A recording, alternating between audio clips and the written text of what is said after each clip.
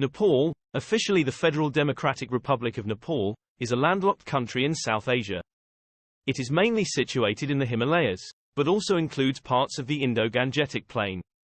It borders the Tibet Autonomous Region of China to the north, and India to the south, east, and west, while it is narrowly separated from Bangladesh by the Siliguri Corridor, and from Bhutan by the Indian state of Sikkim. Nepal has a diverse geography, including fertile plains, subalpine forested hills, and 8 of the world's 10 tallest mountains, including Mount Everest, the highest point on Earth. Kathmandu is the nation's capital and the largest city. Nepal is a multi-ethnic, multilingual, multi-religious and multicultural state, with Nepali as the official language. The name, Nepal, is first recorded in texts from the Vedic period of the Indian subcontinent, the era in ancient Nepal when Hinduism was founded, the predominant religion of the country. In the middle of the first millennium BC, Gautama Buddha, the founder of Buddhism, was born in Lumbini in southern Nepal. Parts of northern Nepal were intertwined with the culture of Tibet. The centrally located Kathmandu Valley is intertwined with the culture of Indo-Aryans, and was the seat of the prosperous newer confederacy known as Nepal Mandala. The Himalayan branch of the ancient Silk Road was dominated by the valley's traders. The cosmopolitan region developed distinct traditional art and architecture. By the 18th century, the Gorkha kingdom achieved the unification of Nepal. The Shah dynasty established the Kingdom of Nepal and later formed an alliance with the British Empire, under its Rana dynasty of premiers. The country was never colonized but served as a buffer state between Imperial China and British India. Parliamentary democracy was introduced in 1951 but was twice suspended by Nepalese monarchs, in 1960 and 2005. The Nepalese Civil War in the 1990s and early 2000s resulted in the establishment of a secular republic in 2008, ending the world's last Hindu monarchy. The Constitution of Nepal, adopted in 2015, affirms the country as a secular federal parliamentary republic divided into 7 provinces. Nepal was admitted to the United Nations in 1955, and friendship treaties were signed with India in 1950 and China in 1960. Nepal hosts the permanent secretariat of the South Asian Association for Regional Cooperation, SAARC, of which it is a founding member. Nepal is also a member of the Non-Aligned Movement and the Bay of Bengal Initiative. The Nepalese armed forces are the 5th largest in South Asia, and are notable for their Gurkha history, particularly during the World Wars, and has been a significant contributor to United Nations peacekeeping operations. Etymology. Before the unification of Nepal, the Kathmandu Valley was known as Nepal. The precise origin of the term Nepal is uncertain. Nepal appears in ancient Indian literary texts dated as far back as the 4th century BC.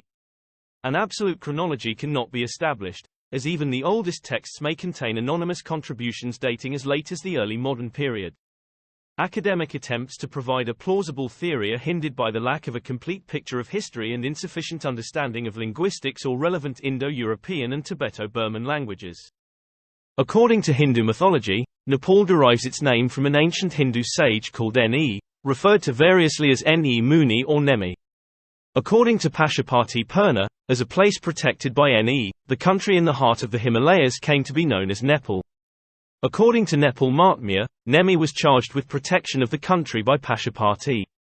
According to Buddhist mythology, Manjushri Bodhisattva drained a primordial lake of serpents to create the Nepal Valley and proclaimed that Adi Buddha Ne would take care of the community that would settle it. As the cherished of Ne, the valley would be called Nepal. According to Gopalaj Vamshvali, the genealogy of ancient Gopala dynasty compiled c.1380s, Nepal is named after Nipa the cowherd, the founder of the Nepalese scion of the Abhiras. In this account, the cow that issued milk to the spot, at which Nipa discovered the Jyotirlinga of Pashupatinth upon investigation, was also named Ne.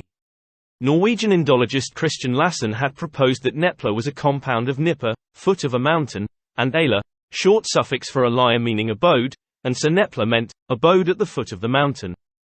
He considered Ne Muni to be a fabrication.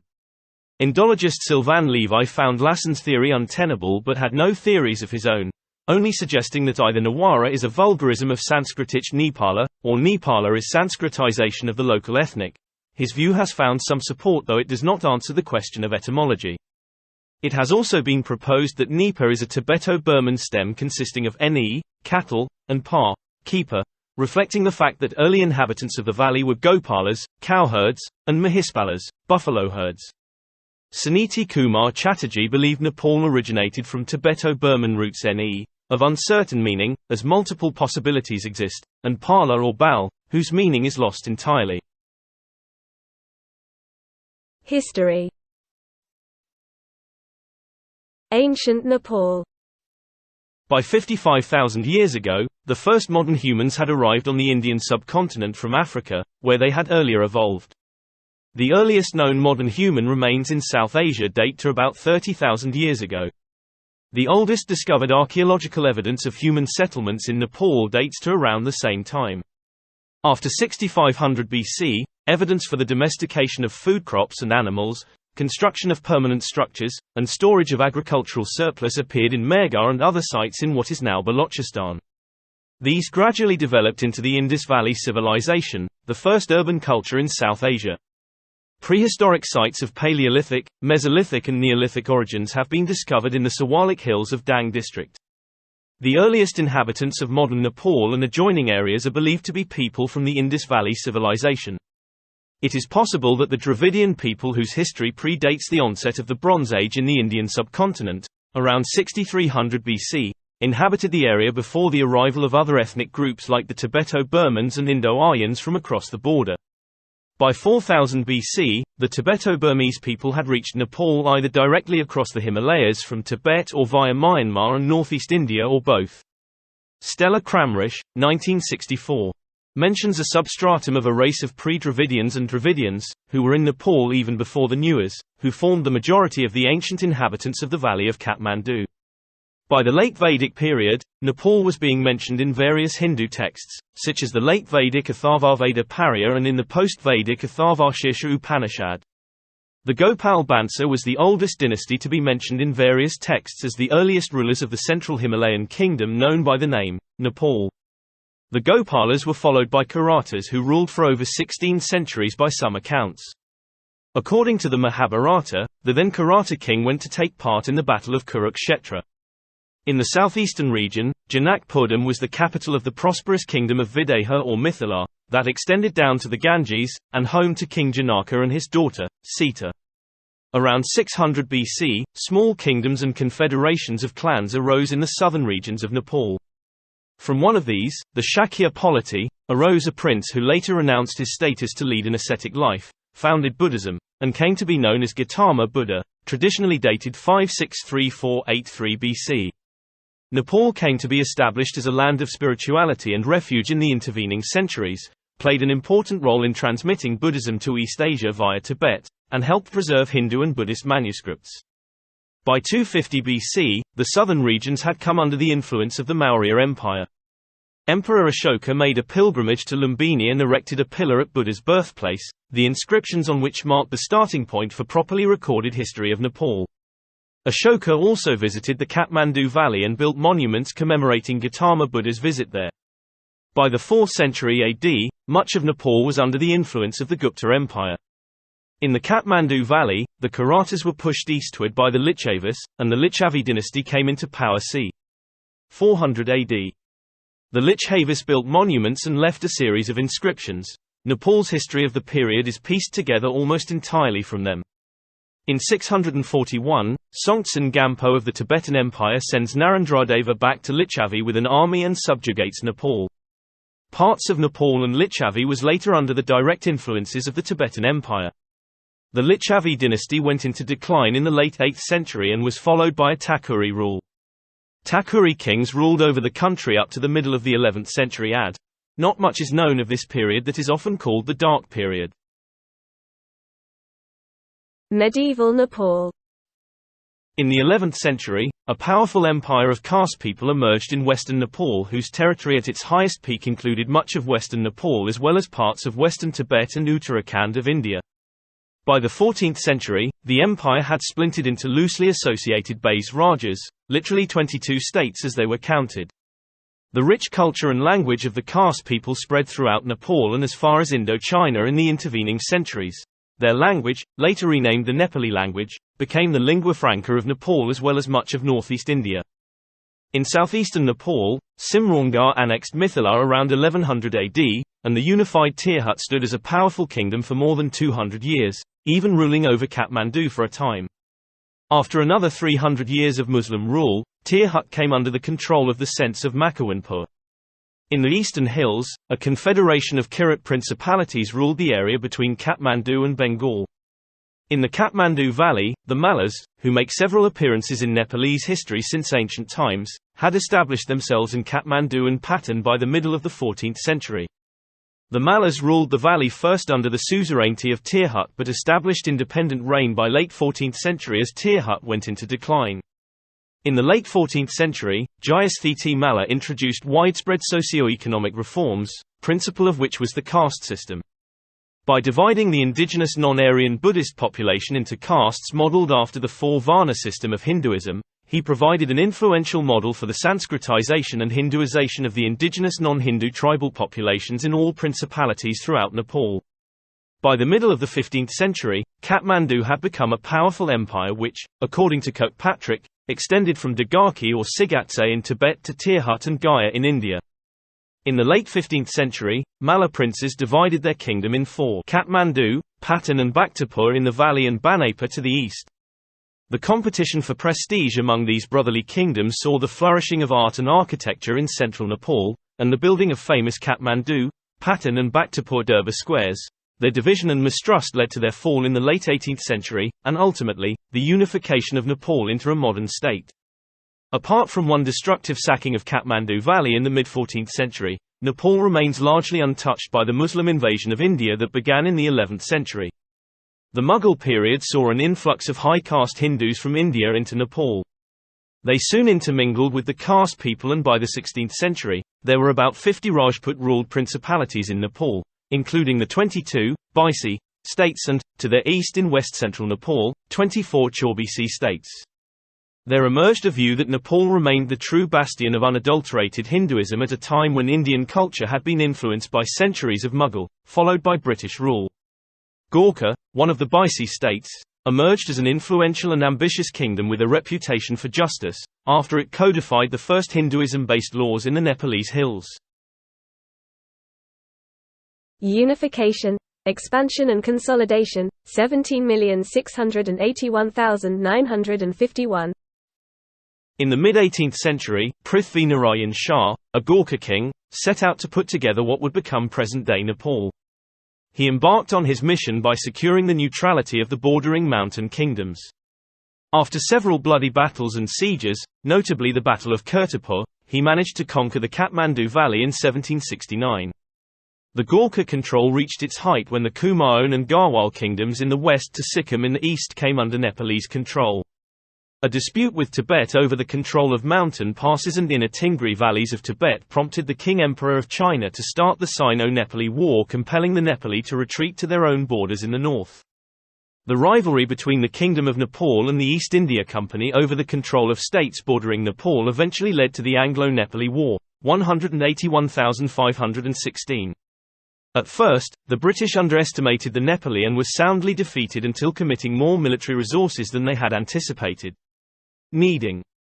Thus began the reputation of Gurkhas as fierce and ruthless soldiers.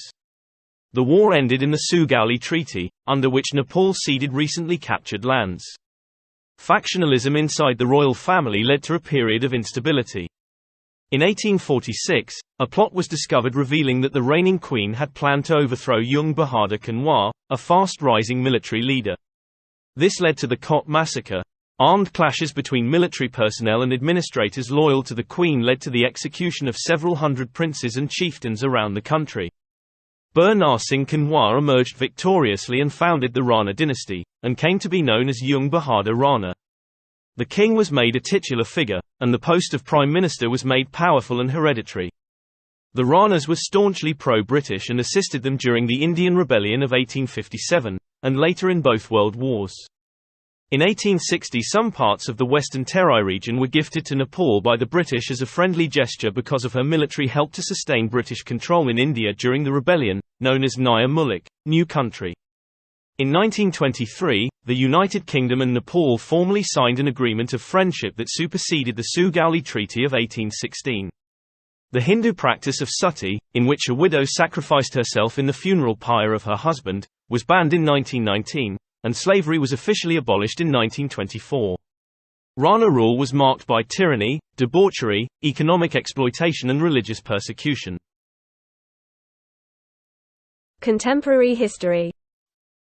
In the late 1940s, newly emerging pro-democracy movements and political parties in Nepal were critical of the Rana autocracy. Following the success of Indian independence movement which Nepalese activists had taken part in, with India's support and cooperation of King Tribhuvan, Nepali Congress was successful in toppling the Rana regime, establishing a parliamentary democracy. After a decade of power wrangling between the king and the government, King Mahendra, ruled 1955–1972, scrapped the democratic experiment in 1960, and a partyless, panchayat system was made to govern Nepal. The political parties were banned and politicians imprisoned or exiled. The panchayat rule modernized the country, introducing reforms and developing infrastructure, but curtailed liberties and imposed heavy censorship. In 1990, the People's Movement forced King Birendra, ruled 1972–2001, to accept constitutional reforms and to establish a multi-party democracy. In 1996, the Maoist Party started a violent bid to replace the royal parliamentary system with a People's Republic. This led to the long Nepali Civil War and more than 16,000 deaths. With the death of both the king and the crown prince in a massacre in the royal palace, King Birendra's brother Gyanendra inherited the throne in 2001 and subsequently assumed full executive powers, aiming to quash the Maoist insurgency himself. The Maoist Party joined mainstream politics following the success of the peaceful democratic revolution of 2006.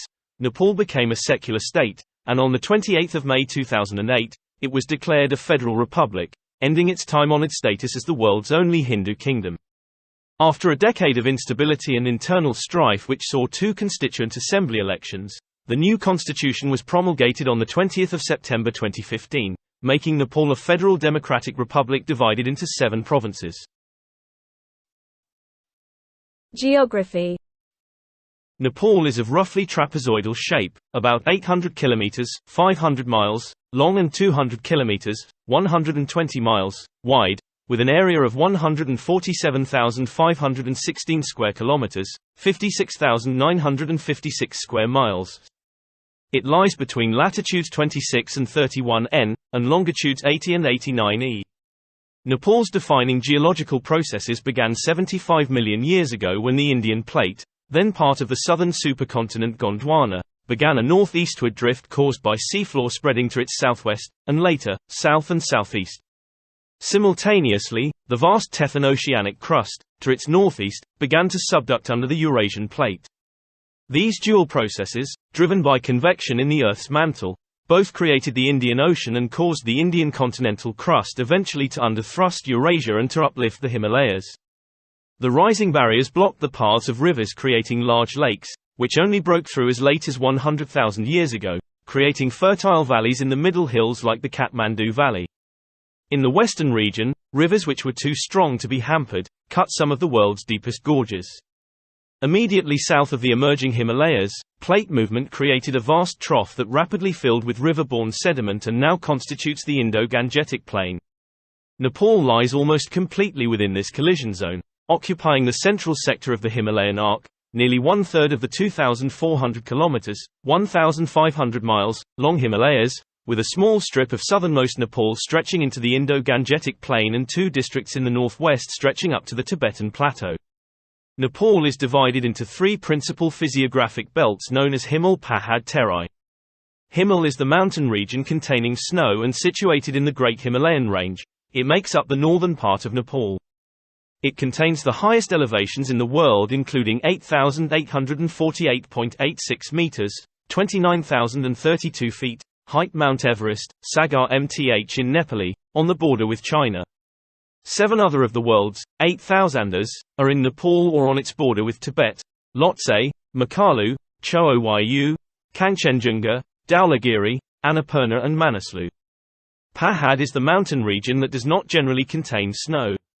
The mountains vary from 800 to 4,000 meters, 2,600 to 13,100 feet, in altitude, with progression from subtropical climates below 1,200 meters, 3,900 feet, to alpine climates above 3,600 meters, 11,800 feet. The lower Himalayan range, reaching 1,500 to 3,000 meters, 4,900 to 9,800 feet, is the southern limit of this region, with subtropical river valleys and hills alternating to the north of this range. Population density is high in valleys but notably less above 2,000 meters, 6,600 feet, and very low above 2,500 meters, 8,200 feet, where snow occasionally falls in winter. The southern lowland plains or Terai bordering India are part of the northern rim of the Indo-Gangetic Plain. Terai is the lowland region containing some hill ranges. The plains were formed and are fed by three major Himalayan rivers, the Koshi, the Narayani, and the Karnali, as well as smaller rivers rising below the permanent snowline. This region has a subtropical to tropical climate. The outermost range of the foothills, called Savalik Hills or Churia Range, cresting at 700 to 1,000 meters, 2,300 to 3,280 feet, marks the limits of the Gangetic Plain. Broad, low valleys called Inner Terai Valleys, Bitri Terai Upatyaka, lie north of these foothills in several places. The Indian plate continues to move north relative to Asia at about 50 mm, 2.0 in, per year. This makes Nepal an earthquake-prone zone, and periodic earthquakes that have devastating consequences present a significant hurdle to development. Erosion of the Himalayas is a very important source of sediment, which flows to the Indian Ocean. Saptakoshi, in particular, carries a huge amount of silt out of Nepal but sees extreme drop in gradient in Bihar, causing severe floods and course changes, and is, therefore, known as the Sorrow of Bihar. Severe flooding and landslides cause deaths and disease, destroy farmlands and cripple the transport infrastructure of the country during the monsoon season each year. Nepal has 5 climatic zones, broadly corresponding to the altitudes. The tropical and subtropical zones lie below 1,200 meters, 3,900 feet. The temperate zone 1,200 to 2,400 meters, 3,900 to 7,900 feet. The cold zone 2,400 to 3,600 meters, 7,900 to 11,800 feet. The subarctic zone 3,600 to 4,400 meters, 11,800 to 14,400 feet, and the Arctic zone above 4,400 meters, 14,400 feet. Nepal experiences 5 seasons: summer, monsoon, autumn, winter and spring. The Himalayas block cold winds from Central Asia in the winter and form the northern limits of the monsoon wind patterns. Biodiversity. Nepal contains a disproportionately large diversity of plants and animals, relative to its size. Nepal, in its entirety, forms the western portion of the eastern Himalayan biodiversity hotspot, with notable biocultural diversity. The dramatic differences in elevation found in Nepal, 60 meters from sea level in the Terai Plains, to 8,848 meters Mount Everest, result in a variety of biomes. The eastern half of Nepal is richer in biodiversity as it receives more rain, compared to western parts, where Arctic desert-type conditions are more common at higher elevations. Nepal is a habitat for 4.0% of all mammal species, 8.9% of bird species, 1.0% of reptile species, 2.5% of amphibian species, 1.9% of fish species, 3.7% of butterfly species, 0.5% of moth species and 0.4% of spider species. In its 35 forest types and 118 ecosystems, Nepal harbors 2% of the flowering plant species, 3% of pteridophytes and 6% of bryophytes. Nepal's forest cover is 59,624 square kilometers, 23,021 square miles, 40.36% of the country's total land area, with an additional 4.38% of scrubland, for a total forested area of 44.74%, an increase of 5% since the turn of the millennium. The country had a 2019 Forest Landscape Integrity Index mean score of 7.23, 10, ranking it 45th globally out of 172 countries. In the southern plains, Terai Duar savanna and grasslands ecoregion contains some of the world's tallest grasses as well as sal forests, tropical evergreen forests and tropical riverine deciduous forests. In the lower hills, 700 meters 2000 meters, subtropical and temperate deciduous mixed forests containing mostly sal. In the lower altitudes, Chilaun and Catus, as well as subtropical pine forest dominated by Chur pine are common. The middle hills, 2000 meters 3000 meters, are dominated by oak and rhododendron. Subalpine coniferous forests cover the 3000 meters to 3500 meters range, dominated by oak, particularly in the west, eastern Himalayan fir, Himalayan pine and Himalayan hemlock. Rhododendron is common as well. Above 3,500 meters in the west and 4,000 meters in the east, coniferous trees give way to rhododendron-dominated alpine shrubs and meadows. Among the notable trees are the astringent Azadirachta indica, or neem, which is widely used in traditional herbal medicine, and the luxuriant Ficus religiosa, or peepal, which is displayed on the ancient seals of Mohenjo-Daro, and under which Gautam Buddha is recorded in the Pali Canon to have sought enlightenment. Most of the subtropical evergreen broad-leaved forest of the lower Himalayan region is descended from the Tethyan tertiary flora. As the Indian plate collided with Eurasia forming and raising the Himalayas, the arid and semi-arid Mediterranean flora was pushed up and adapted to the more alpine climate over the next 4,050 million years. The Himalayan biodiversity hotspot was the site of mass exchange and intermingling of the Indian and Eurasian species in the Neogene.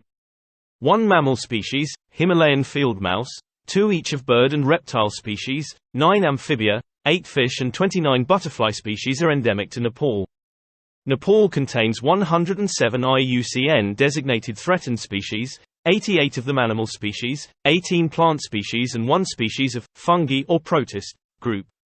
These include the endangered Bengal tiger, the red panda, the Asiatic elephant, the Himalayan musk deer, the wild water buffalo and the South Asian river dolphin, as well as the critically endangered gharial, the Bengal florican, and the white-rumped vulture, which has become nearly extinct by having ingested the carrion of diclofenac-treated cattle. The pervasive and ecologically devastating human encroachment of recent decades has critically endangered Nepali wildlife. In response, the system of national parks and protected areas, first established in 1973 with the enactment of National Parks and Wildlife Conservation Act 1973, was substantially expanded. Vulture restaurants coupled with a ban on veterinary usage of diclofenac has seen a rise in the number of white-rumped vultures. The community forestry program, which has seen 1/3 of the country's population directly participate in managing 1/4 of the total forested area, has helped the local economies while reducing human-wildlife conflict.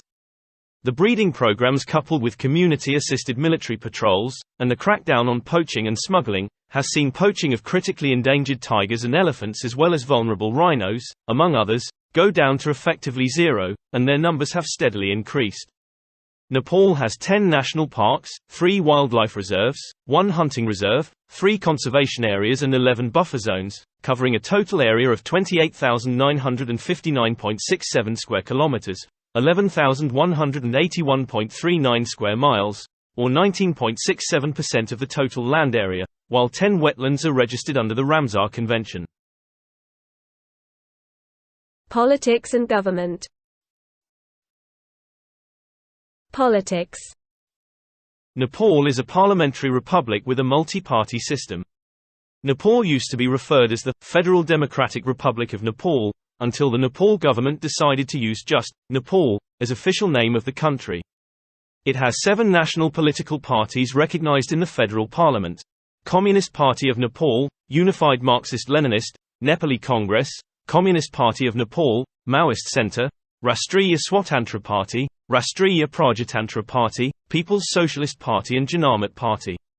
Of the 2 major parties which both officially espouse democratic socialism, CPN, UML, is considered leftist while Nepali Congress is considered centrist. During most of the brief periods of democratic exercise in the 1950s and the 1990s, Nepali Congress held majority of seats in parliament. CPN, UML, was its competitor in the 1990s. After the Maoists entered the political process in 2006, they emerged as the 3rd largest party. In the aftermath of the 2017 elections, the first one according to the new constitution, NCP, formed by the merger of CPN, UML, and CPN, Maoist Centre, had become the ruling party at the federal level and in 6 out of 7 provinces. After the 2022 general election, The House of Representatives of Second Federal Parliament was formed as hung parliament, and the coalition government led by Pushpa Kamal Dahal was formed in December 2022. In the 1930s, a vibrant underground political movement arose in the capital, birthing Nepal Praja Parishad in 1936, which was dissolved 7 years later, following the execution of the four great martyrs. Around the same time, Nepalese involved in the Indian independence movement started organizing into political parties, leading to the birth of Nepali Congress and Communist Party of Nepal. As communism was trying to find its footing, Nepali Congress was successful in overthrowing the Rana regime in 1951 and enjoyed the overwhelming support of the electorate. In the partyless panchayat system initiated in 1962 by King Mahendra, monarchy loyalists took turns leading the government. Political leaders remained underground, exiled or in prison. A communist insurgency was crushed in its cradle in the 1970s, which led to the eventual coalescence of hitherto scattered communist factions under the United Left Front. After the joint civil resistance launched by the United Left Front and Nepali Congress overthrew the panchayat in 1990, the front became CPN, UML, adopted multi-party democracy, and in the brief period it was in government, introduced welfare programs that remain popular. After the Maoist party joined mainstream politics, in the aftermath of the peaceful revolution of 2006, it also adopted multi-party democracy as its official line. The transition period between 2006 and 2015 saw sustained protests from the newly formed ethnocentric nationalist movements, principal among them the Madais movement. Government. Nepal is governed according to the Constitution of Nepal. It defines Nepal as having multi-ethnic, multilingual, multi-religious, multicultural characteristics with common aspirations of people living in diverse geographical regions, and being committed to and united by a bond of allegiance to the national independence, territorial integrity, national interest, and prosperity of Nepal. The government of Nepal has three branches. Executive. The form of governance is a multi-party, competitive, federal democratic republican parliamentary system based on plurality. The president appoints the parliamentary party leader of the political party with the majority in the House of Representatives as prime minister, who forms the council of ministers that exercises the executive power. Legislature. The legislature of Nepal, called the federal parliament, consists of the House of Representatives and the National Assembly. The House of Representatives consists of 275 members elected through a mixed electoral system and has a term of 5 years. The National Assembly, consisting of 59 members elected by provincial electoral colleges, is a permanent house. A third of its members are elected every 2 years for a 6-year term.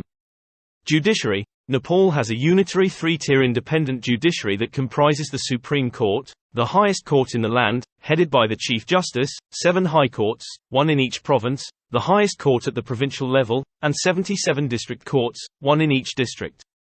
The municipal councils can convene local judicial bodies to resolve disputes and render non-binding verdicts in cases not involving actionable crime. The actions and proceedings of the local judicial bodies may be guided and countermanded by the district courts.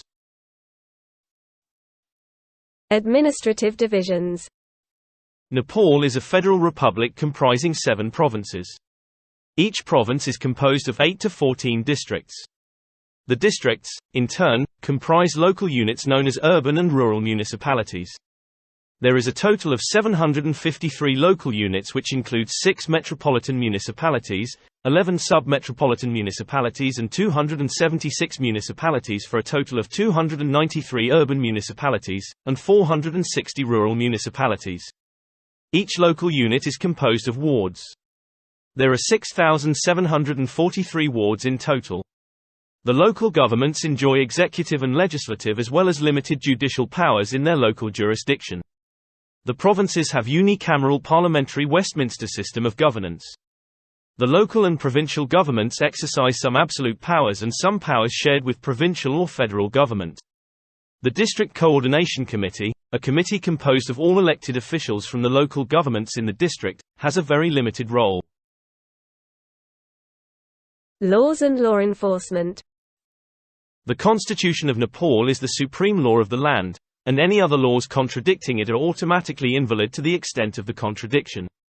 The specific legal provisions are codified as Civil Code and Criminal Code, accompanied by Civil Procedure Code and Criminal Procedure Code respectively. The Supreme Court is the highest authority in the interpretation of laws, and it can direct the Parliament to amend or enact new laws as required. Nepali laws are considered generally more progressive compared to other developing countries, and in some instances, many developed ones. The death penalty has been abolished. Nepal also has made progress in LGBT rights and gender equality.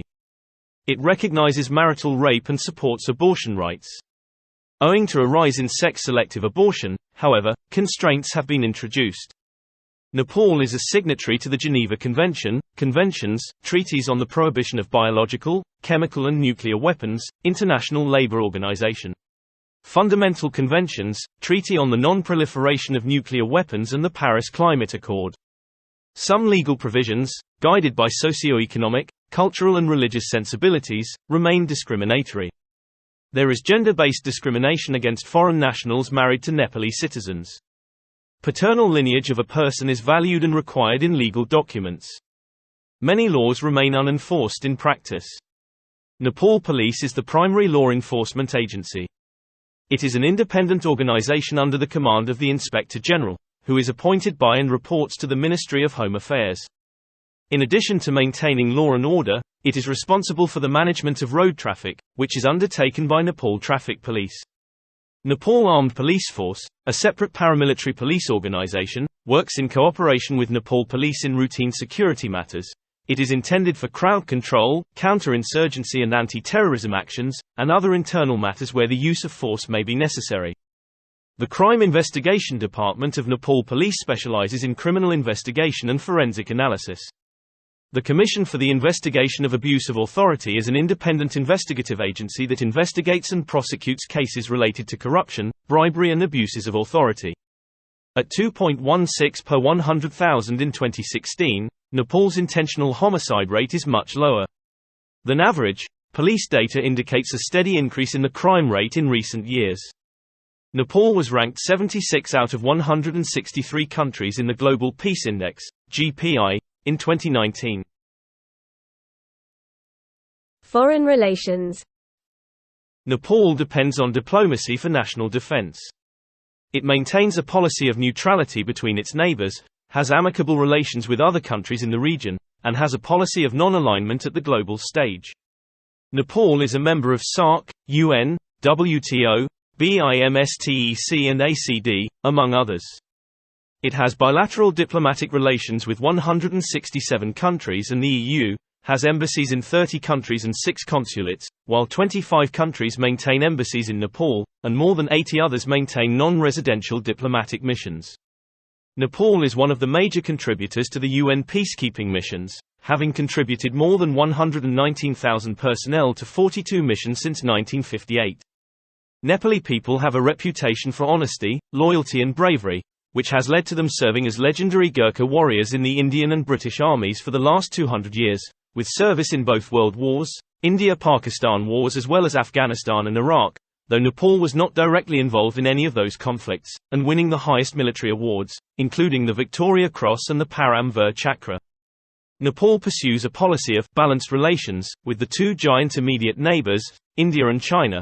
The 1950 Treaty of Peace and Friendship with India provides for a much closer relationship.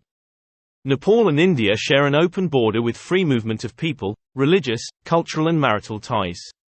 India is Nepal's largest trading partner, which it depends upon for all of its oil and gas, and a number of essential goods. Nepalese can own property in India, while Indians are free to live and work in Nepal. Relations between India and Nepal, though very close, have faced difficulties stemming from territorial disputes, economics, and the problems inherent in big power-small power relations. Nepal established diplomatic relations with the People's Republic of China on 1 August 1955, and signed the Treaty of Peace and Friendship in 1960. Relations since have been based on the 5 principles of peaceful coexistence. Nepal maintains neutrality in conflicts between China and India. It remains firmly committed to the One China policy and is known to curb anti-China activities from the Tibetan refugees in Nepal. Citizens of both countries can cross the border and travel as far as 30 kilometers without a visa. China is viewed favorably in Nepal owing to the absence of any border disputes or serious interference in internal politics, coupled with its assistance in infrastructure development and aid during emergencies. Favorability has increased since China helped Nepal during the 2015 economic blockade imposed by India. Subsequently, China granted Nepal access to its ports for third-country trade, and Nepal joined China's Belt and Road Initiative. Nepal emphasizes greater cooperation in South Asia and actively pushed for the establishment of SAARC, the South Asian Association for Regional Cooperation, the permanent secretariat of which is hosted in Kathmandu. Nepal was one of the first countries to recognize an independent Bangladesh, and the two countries seek to enhance greater cooperation on trade and water management. Seaports in Bangladesh, being closer, are seen as viable alternatives to India's monopoly on Nepal's third-country trade. Nepal was the first South Asian country to establish diplomatic relations with Israel, and the countries enjoy a strong relationship. It recognizes the rights of the Palestinians, having voted in favor of its recognition at the UN and against the recognition of Jerusalem as Israel's capital. Countries that Nepal maintains a close relationship with include the most generous donors and development partners: the United States, the United Kingdom, Denmark, Japan and Norway, among others. Military and intelligence. The President is the Supreme Commander of the Nepali Army. Its routine management is handled by the Ministry of Defense. The military expenditure for 2018 was $398.5 million, around 1.4% of GDP. An almost exclusively ground infantry force, Nepal Army numbers at less than 100,000. Recruitment is voluntary. It has few aircraft, mainly helicopters, primarily used for transport, patrol, and search and rescue. Directorate of Military Intelligence under Nepal Army serves as the Military Intelligence Agency. National Investigation Department tasked with national and international intelligence gathering, is independent. Nepal Army is primarily used for routine security of critical assets, and anti-poaching patrol of national parks, counterinsurgency, and search and rescue during natural disasters. It also undertakes major construction projects. There are no discriminatory policies on recruitment into the army, but it is dominated by men from elite Pahari warrior castes. Economy. Nepal is a developing country, which ranks 165th in the world in nominal GDP per capita and 162nd in GDP per capita at pp. Nepal's gross domestic product, GDP, for 2019 was $34.186 billion. With an annual growth rate calculated at 6.6% in 2019, and expected 2.89% in 2021, Nepal is one of the fastest growing economies in the world. Nepal has been a member of WTO since 23 April 2004. The 16.8 million worker Nepali labor force is the 37th largest in the world. The primary sector makes up 27.59% of GDP, the secondary sector 14.6%, and the tertiary sector 57.81%. Nepal's foreign exchange remittances of $8.1 billion United States dollars in 2018, the 19th largest in the world and constituting 28.0% of GDP, were contributed to its economy by millions of workers primarily in India, the Middle East and East Asia, almost all of them unskilled laborers. Major agricultural products include cereals, barley, maize, millet, paddy and wheat, oilseed, potato, pulses, sugarcane, jute, tobacco, milk and water buffalo meat. Major industries include tourism, carpets, textiles, cigarettes, cement, brick, as well as small rice, jute, sugar and oilseed mills. Nepal's international trade greatly expanded in 1951 with the establishment of democracy. Liberalization began in 1985 and picked up pace after 1990. By the fiscal year 2016-17, Nepal's foreign trade amounted 1.06 trillion rupees, a 23-fold increase from 45.6 billion rupees in 1990-91. More than 60% of Nepal's trade is with India. Major exports include ready-made garment, carpet, pulses, handicrafts, leather, medicinal herbs, and paper products, which account for 90% of the total. Major imports include various finished and semi-finished goods, raw materials, machinery and equipment, chemical fertilizers, electrical and electronic devices, petroleum products, gold, and ready-made garments. Inflation was at 4.5% in 2019. Foreign exchange reserves were at $9.5 billion United States dollars in July 2019, equivalent to 7.8 months of imports.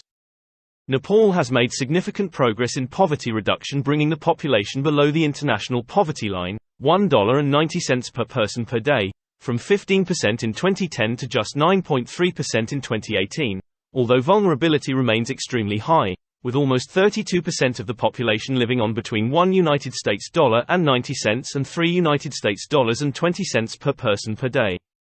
Nepal has made improvement in sectors like nutrition, child mortality, electricity, improved flooring and assets.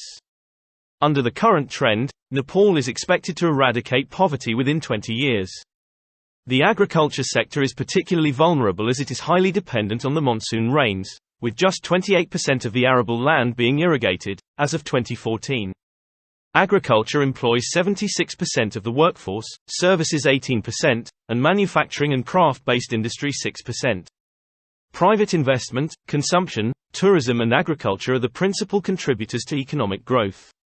The government's budget is about $13.71 billion, FY 2019-20, expenditure of infrastructure development budget, most of it contributed by foreign aid, usually fails to meet the target. The country receives foreign aid from the UK, India, Japan, the US, the EU, China, Switzerland, and Scandinavian countries. The Nepali rupee has been tied to the Indian rupee at an exchange rate of 1.6 for many years. Per capita income is $1,004. The distribution of wealth among the Nepalese is consistent with that in many developed and developing countries. The highest 10% of households control 39.1% of the national wealth and the lowest 10% control only 2.6%. European Union, EU, 46.13%, the US, 17.4%, and Germany, 7.1%, are its main export partners. They mainly buy Nepali ready-made garments, RMG. Nepal's import partners include India, 47.5%, the United Arab Emirates, 11.2%, China, 10.7%, Saudi Arabia, 4.9%, and Singapore, 4%. Besides having landlocked, rugged geography, few tangible natural resources and poor infrastructure, the ineffective post-1950 government and the long-running civil war are also factors in stunting the country's economic growth and development. Debt bondage, even involving debtors' children, has been a persistent social problem in the Western Hills and the Terai, with an estimated 234,600 people or 0.82% of the population considered as enslaved, by the Global Slavery Index in 2016.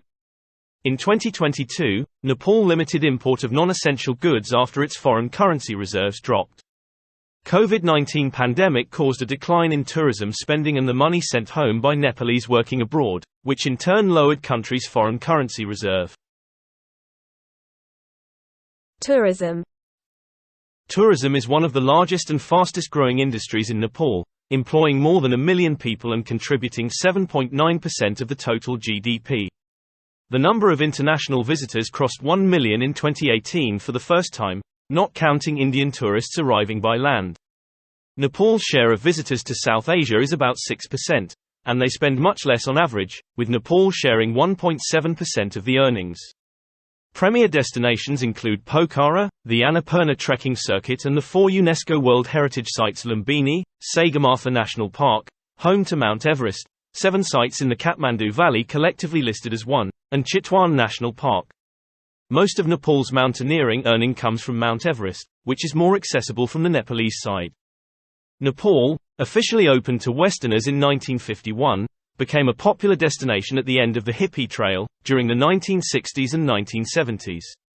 The industry, disrupted by the civil war in the 1990s, has since recovered but faces challenges to growth, owing to a lack of proper facilities for high-end tourism termed the infrastructure bottleneck, mounting issues facing Nepal Airlines, and a handful of destinations properly developed and marketed. The homestay tourism, in which cultural and eco-tourists stay as paying guests in the homes of indigenous people, has seen some success. Foreign employment. The rate of unemployment and underemployment exceeds half of the working-age population, driving millions to seek employment abroad, mainly in India, the Gulf, and East Asia. Mostly unskilled, uneducated, and indebted to loan sharks, these workers are swindled by the manpower companies and sent to exploitative employers or war-ridden countries under fraudulent contracts. They have their passports seized, to be returned when the employer grants them leave or terminates their contracts. Most do not get paid minimum wage, and many are forced to forfeit all or part of the wages. Many Nepalese work in extremely unsafe conditions. An average of 2 workers die each day. Due to restrictions placed on women, many depend on traffickers to get out of the country, and end up victims of violence and abuse. Many Nepalese are believed to be working under slavery-like conditions, and Nepal spends billions of rupees rescuing stranded workers, on remuneration to the indebted families of the dead, and in legal costs for those arrested in foreign countries. Though millions have raised themselves out of poverty, due to a lack of entrepreneurial skills, the remittance is largely spent on real estate and consumption. Infrastructure. Energy. The bulk of energy in Nepal comes from biomass, 80%, and imported fossil fuels, 16%.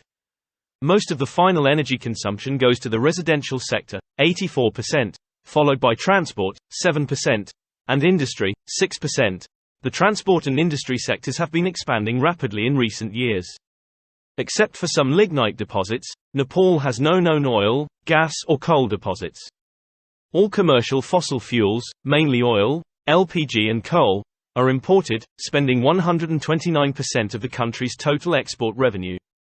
Only about 1% of the energy need is fulfilled by electricity. The perennial nature of Nepali rivers and the steep gradient of the country's topography provide ideal conditions for the development of hydroelectric projects. Estimates put Nepal's economically feasible hydro power potential at approximately 42,000 megawatts. Nepal has been able to exploit only about 1,100 megawatts.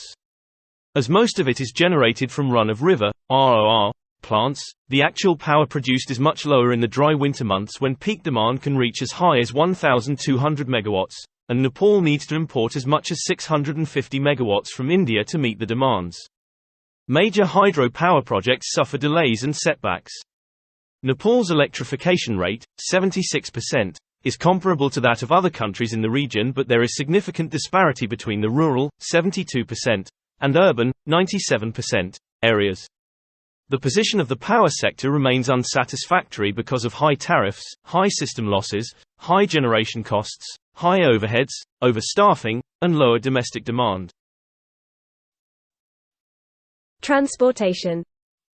Nepal remains isolated from the world's major land, air and sea transport routes, although, within the country, aviation is in a better state, with 47 airports, 11 of them with paved runways. Flights are frequent and support a sizable traffic. The hilly and mountainous terrain in the northern two-thirds of the country has made the building of roads and other infrastructure difficult and expensive. As of 2016, there were just over 11,890 kilometers, 7,388 miles, of paved roads, 16,100 kilometers, 10,004 miles, of unpaved roads, and just 59 kilometers, 37 miles, of railway line in the south. As of 2018, all district headquarters, except Simcoe, had been connected to the road network. Most of the rural roads are not operable during the rainy season. Even national highways regularly become inoperable.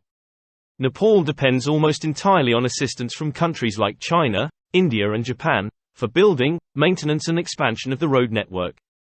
The only practical seaport of entry for goods bound for Kathmandu is Kolkata in India. The national carrier, Nepal Airlines, is in poor shape due to mismanagement and corruption, and has been blacklisted by the EU.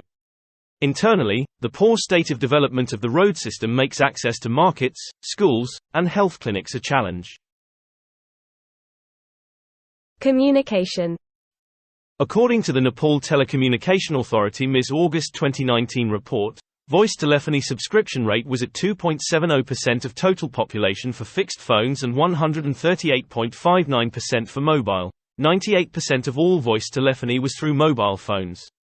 Similarly, while an estimated 14.52% had access to fixed broadband, an additional 52.71% were accessing the Internet using their mobile data subscriptions, almost 15 million of them with 3G or better. The mobile voice telephony and broadband market was dominated by two telecommunications companies, the state-owned Nepal Telecom, 55%, and the private multinational, Ncell, 40%. Of the 21% market share enjoyed by fixed broadband, around 25% was again shared by Nepal Telecom, with the rest going to the private internet service providers. Although there is high disparity in penetration rate between the rural and urban areas, mobile service has reached 75 districts of the country covering 90% of land area, and broadband access is expected to reach 90% of the population by 2020. Media. As of 2019, the state operates 3 television stations as well as national and regional radio stations.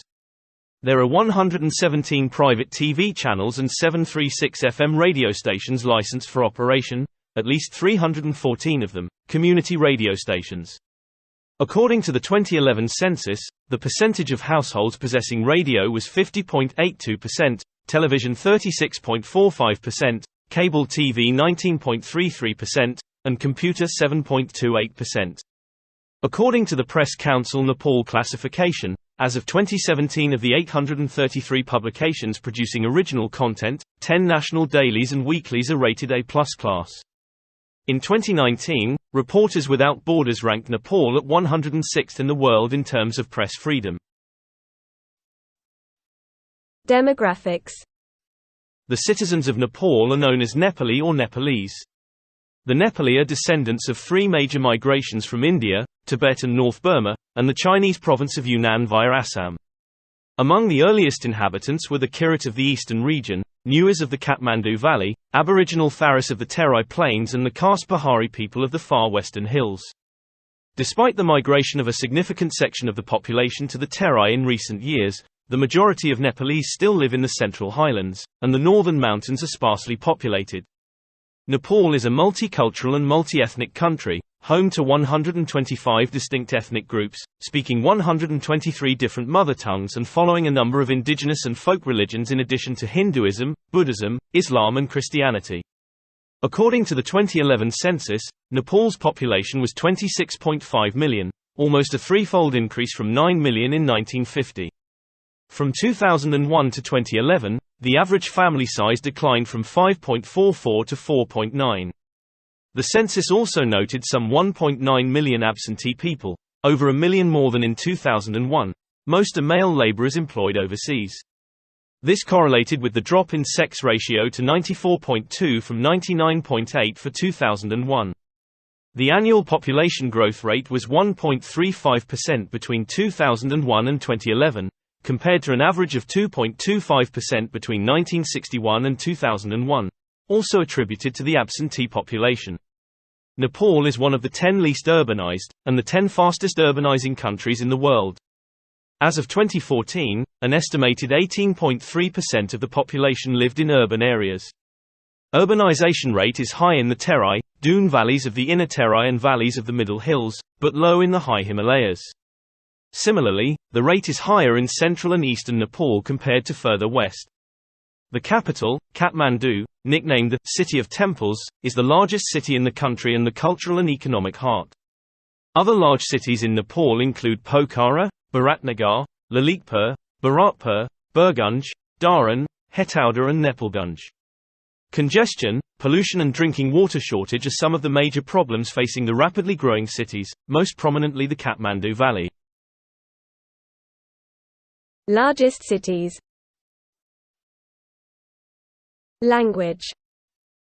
Nepal's diverse linguistic heritage stems from 3 major language groups: Indo-Aryan, Sino-Tibetan and various indigenous language isolates. The major languages of Nepal, percent spoken as native language, according to the 2011 census are Nepali, 44.6%, Maithili, 11.7%, Bhojpuri, 6.0%, Tharu, 5.8%, Tamang, 5.1%, Nepal Bhasa, 3.2%, Bajika, 3%, and Magar, 3.0%, Doteli, 3.0%, Urdu, 2.6%, Awadhi, 1.89%, and Sunwar. Nepal is home to at least 4 indigenous sign languages. Descendant of Sanskrit, Nepali is written in Devanagari script. It is the official language and serves as lingua franca among Nepali of different ethno-linguistic groups. The regional languages Maithili, Awadhi and Bhojpuri are spoken in the southern Terai region. Urdu is common among Nepali Muslims. Varieties of Tibetan are spoken in and north of the higher Himalaya, where standard literary Tibetan is widely understood by those with religious education. Local dialects in the Terai and hills are mostly unwritten, with efforts underway to develop systems for writing many in Devanagari or the Roman alphabet. Religion. Nepal is a secular country, as declared by the Constitution of Nepal 2012, Part 1, Article 4, where secularism means religious, cultural freedom, along with the protection of religion, culture handed down from time immemorial. The 2011 census reported that the religion with the largest number of followers in Nepal was Hinduism, 81.3% of the population, followed by Buddhism, 9%. The remaining were Islam, 4.4%, Kirant, 3.1%, Christianity, 1.4%, and Prakriti or nature worship, 0.5%. By percentage of population, Nepal has the largest population of Hindus in the world. Nepal was officially a Hindu kingdom until recently, and Shiva was considered the guardian deity of the country. Although many government policies throughout history have disregarded or marginalized minority religions, Nepalese societies generally enjoy religious tolerance and harmony among all religions, with only isolated incidents of religiously motivated violence. Nepal's constitution does not give anyone the right to convert any person to another religion. Nepal also passed a more stringent anti-conversion law in 2017. Nepal has the second largest number of Hindus in the world after India. Education. Nepal entered modernity in 1951 with a literacy rate of 5% and about 10,000 students enrolled in 300 schools. By 2017, there were more than 7 million students enrolled in 35,601 schools. The overall literacy rate, for population age 5 years and above, increased from 54.1% in 2001 to 65.9% in 2011. The net primary enrollment rate reached 97% by 2017, yet enrollment was less than 60% at the secondary level, grades 9-12, and around 12% at the tertiary level. Though there is significant gender disparity in overall literacy rate, girls have overtaken boys in enrollment to all levels of education. Nepal has 11 universities and 4 independent science academies. Nepal was ranked 108th in the Global Innovation Index in 2023. Lack of proper infrastructures and teaching materials, and a high student-to-teacher ratio, as well as politicization of school management committees and partisan unionization among both students and teachers, present a hurdle to progress.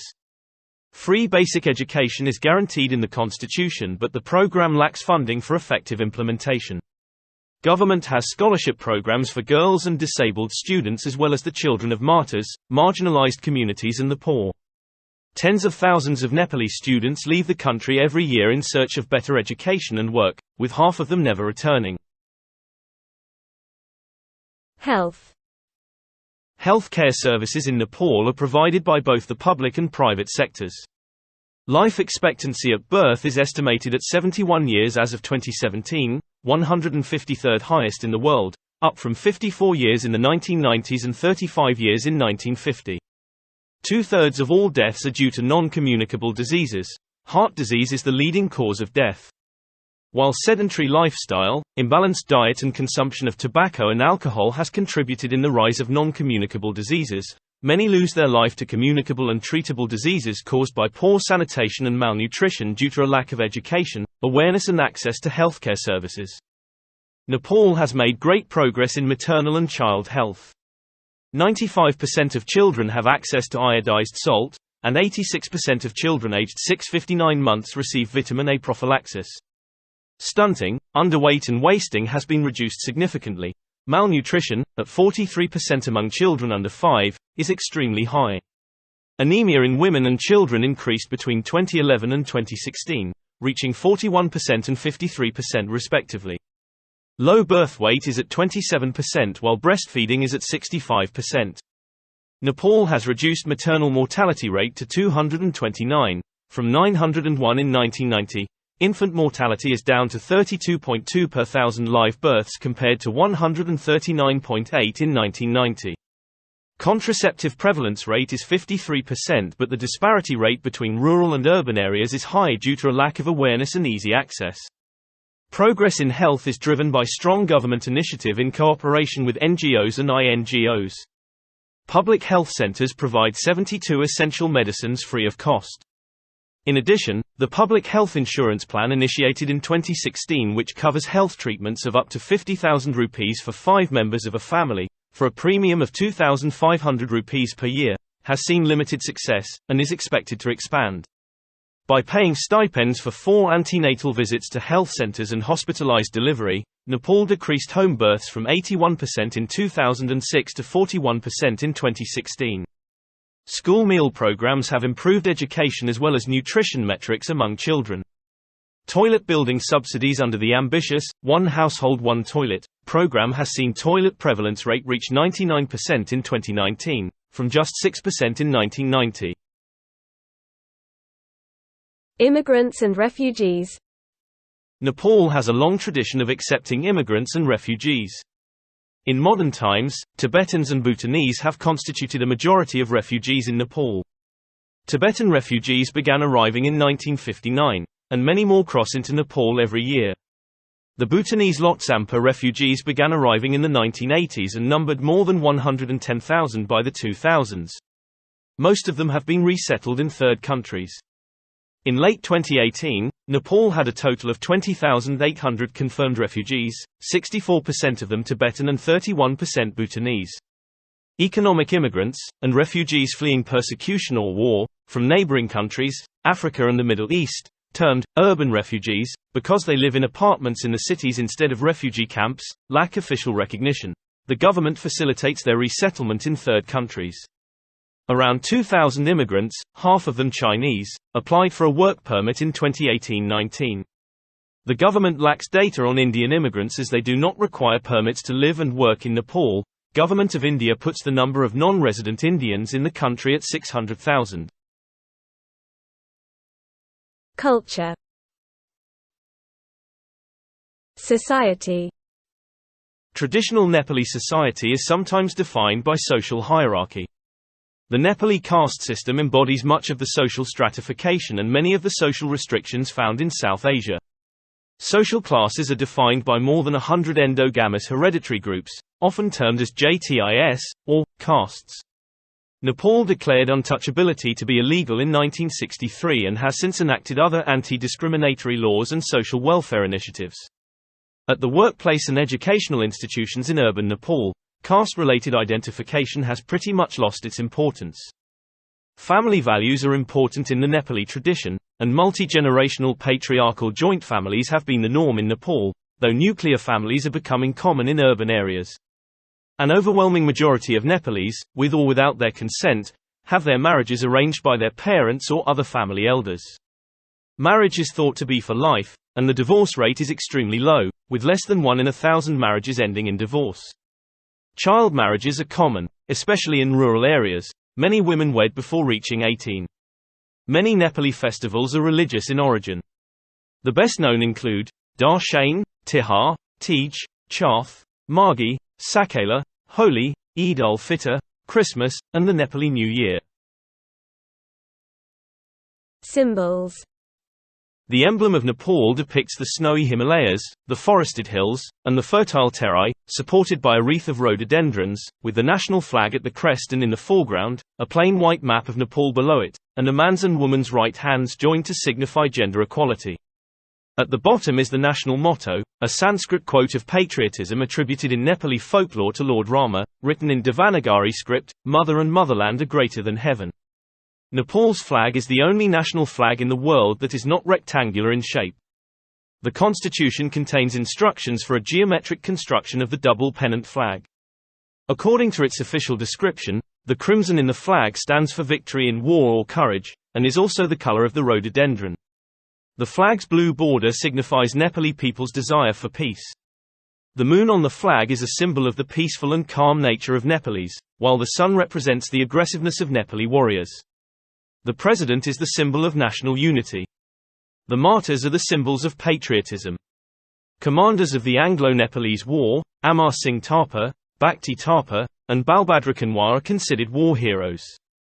A special designation of national hero has been conferred to 16 people from Nepal's history for their exceptional contributions to the prestige of Nepal.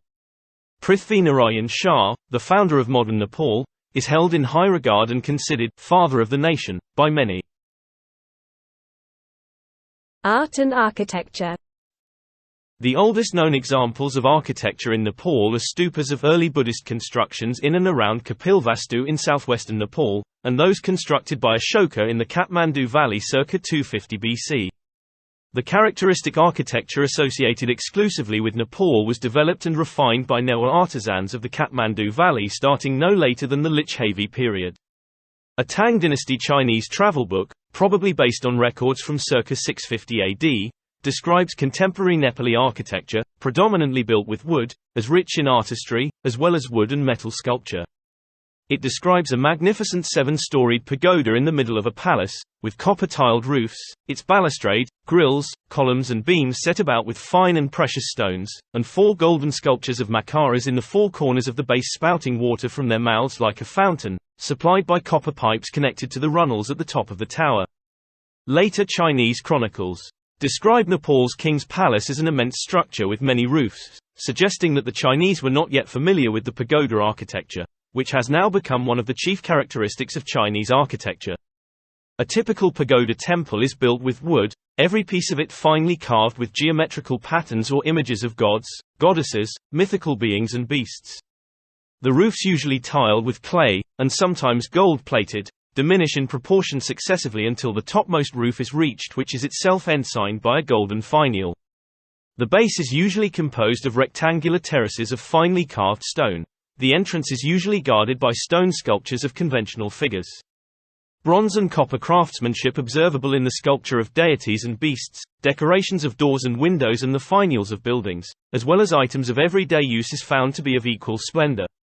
The most well-developed of Nepali painting traditions is the Thangka or Palpa painting tradition of Tibetan Buddhism, practiced in Nepal by the Buddhist monks and Newar artisans. Changu Narayan Temple, built c. 4th century AD, has probably the finest of Nepali woodcraft. The Kathmandu, Patan and Bhaktapur Durbar squares are the culmination of Nepali art and architecture, showcasing Nepali wood, metal and stone craftsmanship refined over 2 millennia.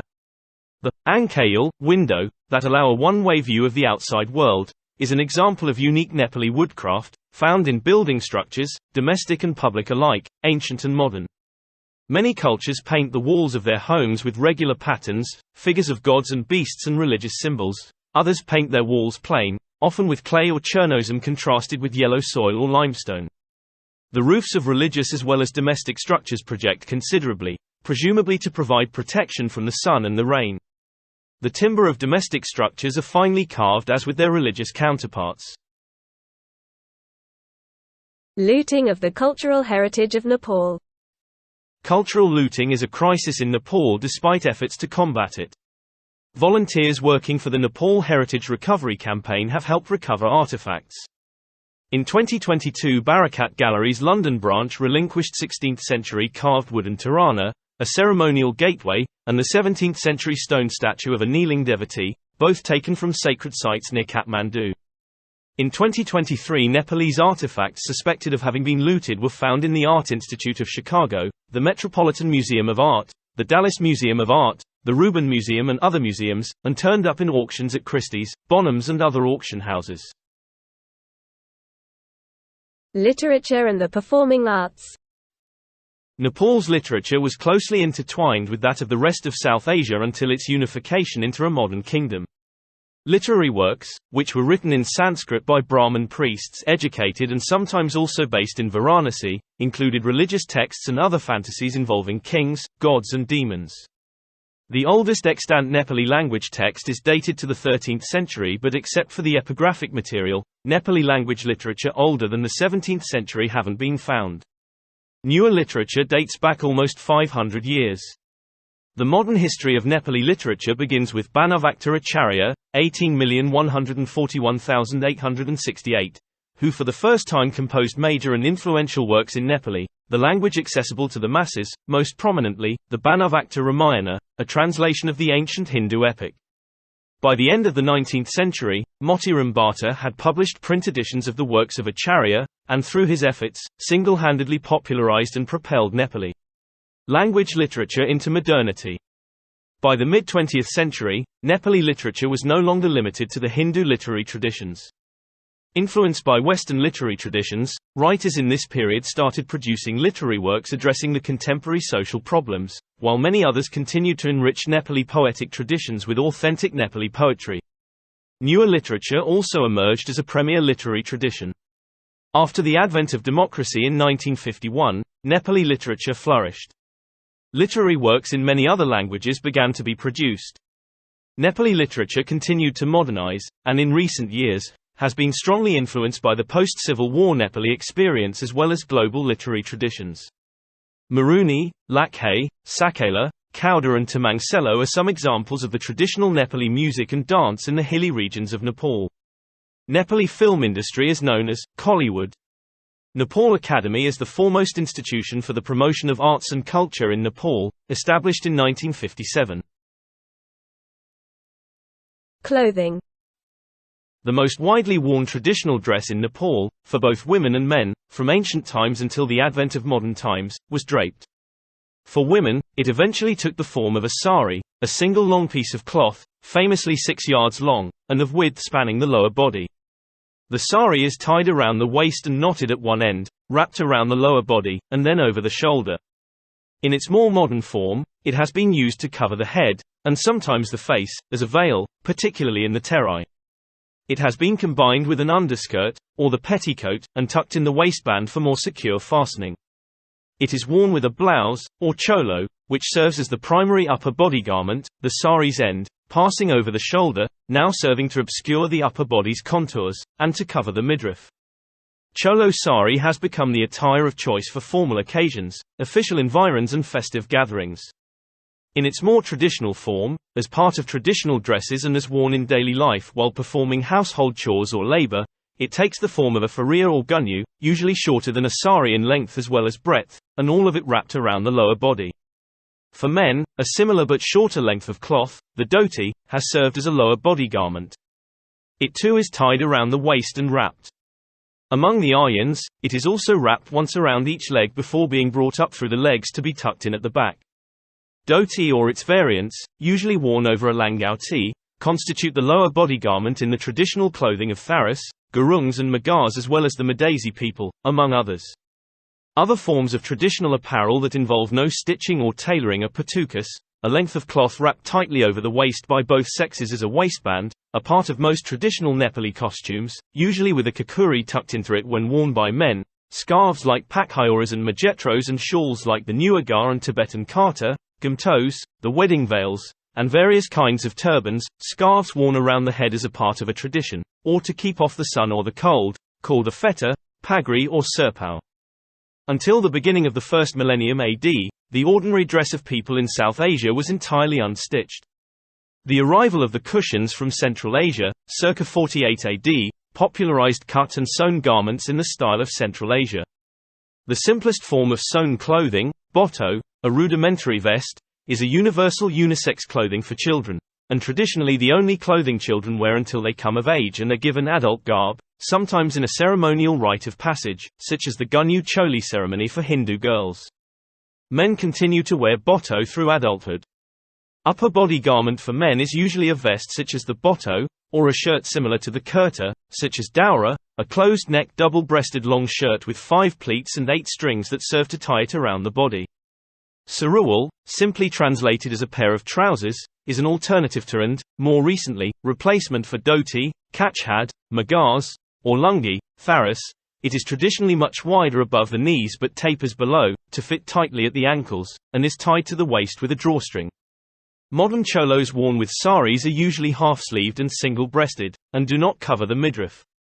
The traditional one called the chaubandi cholo, like the daura, is full-sleeved, double-breasted with pleats and strings, and extends down to the patuka, covering the midriff.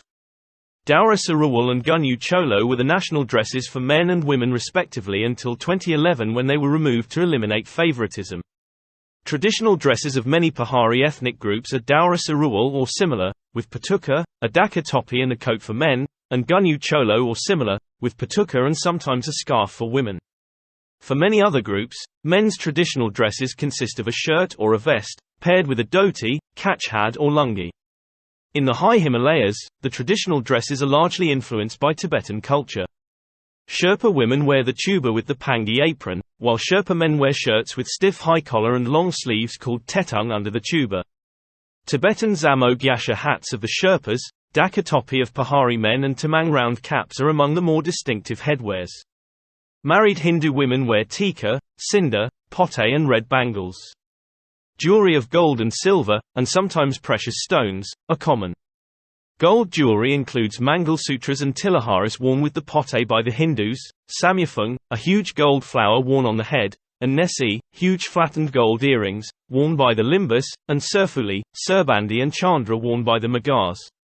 Taru women can wear as much as 6 kilograms of silver in jewelry, which includes mangia worn on the head, takuli the forehead, and kanzari and tikahamala around the neck. In the last 50 years, fashions have changed a great deal in Nepal. Increasingly, in urban settings, the sari is no longer the apparel of everyday wear, transformed instead into one for formal occasions. The traditional kurta saruwal is rarely worn by younger women, who increasingly favor jeans. The dhoti has largely been reduced to the liturgical vestment of shamans and Hindu priests. Cuisine. Nepali cuisine consists of a wide variety of regional and traditional cuisines. Given the range of diversity in soil type, climate, culture, ethnic groups, and occupations, these cuisines vary substantially from each other, using locally available spices, herbs, vegetables, and fruit. The Columbian exchange had brought the potato, the tomato, maize, peanuts, cashew nuts, pineapples, guavas, and most notably, chili peppers, to South Asia. Each became staples of use. The cereals grown in Nepal, their choice, times, and regions of planting, correspond strongly to the timing of Nepal's monsoons, and the variations in altitude. Rice and wheat are mostly cultivated in the Terai plains and well-irrigated valleys, and maize, millet, barley and buckwheat in the lesser fertile and drier hills. The foundation of a typical Nepali meal is a cereal cooked in plain fashion, and complemented with flavorful savory dishes. The latter includes lentils, pulses and vegetables spiced commonly with ginger and garlic, but also more discerningly with a combination of spices that may include coriander, cumin, turmeric, cinnamon, cardamom, jimbu and others as informed by culinary conventions. In an actual meal, this mental representation takes the form of a platter, or thali, with a central place for the cooked cereal, peripheral ones, often in small bowls, for the flavorful accompaniments, and the simultaneous, rather than piecemeal, ingestion of the two in each act of eating, whether by actual mixing for example of rice and lentils or in the folding of one such as bread around the other, such as cooked vegetables. Dal bhat, centered around steamed rice is the most common example. As well as dairy and sometimes meat, is the most common and prominent example. The unleavened flat bread made from wheat flour called chapati occasionally replaces the steamed rice, particularly in the Terai, while dindo, prepared by boiling corn, millet or buckwheat flour in water, continuously stirring and adding flour until thick, almost solid consistency is reached, is the main substitute in the hills and mountains. Sampa, flour made from roasted barley or naked barley, is the main staple in the high Himalayas. Throughout Nepal, fermented, then sun-dried, leafy greens called gundruk, are both a delicacy and a vital substitute for fresh vegetables in the winter. A notable feature of Nepali food is the existence of a number of distinctive vegetarian cuisines, each a feature of the geographical and cultural histories of its adherents. The appearance of ahimsa, or the avoidance of violence toward all forms of life in many religious orders early in South Asian history, especially Upanishadic Hinduism, Buddhism and Jainism, is thought to have been a notable factor in the prevalence of vegetarianism among a segment of Nepal's Hindu and Buddhist populations, as well as among Jains. Among these groups, strong discomfort is felt at thoughts of eating meat. Though per capita meat consumption is low in Nepal, the proportion of vegetarianism is not high as in India, due to the prevalence of Shaktism, of which animal sacrifice is a prominent feature. Nepali cuisines possess their own distinctive qualities to distinguish these hybrid cuisines from both their northern and southern neighbors. Nepali cuisines, with generally tomato-based, leaner curries, are lighter than their cream-based Indian counterparts, and Nepali momo dumplings are heavily spiced compared to their northern counterparts. Newer cuisine, one of the richest and most influential in Nepal, is more elaborate and diverse than most, as newer culture developed in the highly fertile and prosperous Kathmandu Valley. A typical newer cuisine can comprise more than a dozen dishes of cereals, meat, vegetable curries, chutneys and pickles. Kwanti, sprouted bean soup, shwela, ground beef, chatamari, rice flour crepe, bara, fried lentil cake, kachila, marinated raw minced beef, samebhaji, centered around flattened rice, lakamari and yomuri are among the more widely recognized. Juju dao, a sweet yogurt originating in Bhaktapur, is also famous. Thakali cuisine is another well-known food tradition which seamlessly melds the Tibetan and the Indian with variety in ingredients, especially the herbs and spices. In the Terai, bagiya is a rice flour dumpling with sweets inside, popular among the Taru and Maithil people. Various communities in the Terai make sidara, sun-dried small fish mixed with taro leaves, and bariya, lentil paste mixed with taro leaves, to stock for the monsoon floods. Selroti, kasar, fini and charku are among the sweet delicacies. Rice pulao or sweet rice porridge called kheer are usually the main dish in feasts. Tea and buttermilk, fermented milk left over from churning butter from yogurt, are common non-alcoholic drinks. Almost all Janajati communities have their own traditional methods of brewing alcohol. Raksi, traditional distilled alcohol, jand, rice beer, tongba, millet beer, and chayang are the most well-known. Sports and recreation. Nepali indigenous sports, like dandi bio and kabaddi, which were considered the unofficial national sports until recently, are still popular in rural areas. Despite efforts, standardization and development of dandi bio has not been achieved, while kabaddi, as a professional sport, is still in its infancy in Nepal. Bagh Chal, an ancient board game that is thought to have originated in Nepal, can be played on chalk-drawn boards, with pebbles, and is still popular today. Ludo, snakes and ladders and carom are popular pastimes. Chess is also played. Volleyball was declared as the national sport of Nepal in 2017. Popular children's games include versions of tag, knucklebones, hopscotch, duck, goose and lagori, while marbles, top, hoop rolling and gully cricket are also popular among boys. Rubber bands, or ranger bands cut from tubes in bike tires, make a multi-purpose sporting equipment for Nepali children, which may be bunched or chained together, and used to play dodgeball, cat's cradle, jintsi and a variety of skipping rope games. Football and cricket are popular professional sports. Nepal is competitive in football in the South Asia region but has never won the SAFF championships, but has had some success in South Asian games. It usually ranks in the bottom quarter in the FIFA World Rankings. Nepal has had some success in cricket and holds ODI status, consistently ranking in the top 20 in the ICC ODI and T20I rankings. Nepal has had some success in athletics and martial arts, having won many medals at the South Asian Games and some at the Asian Games. Nepal has never won an Olympic medal.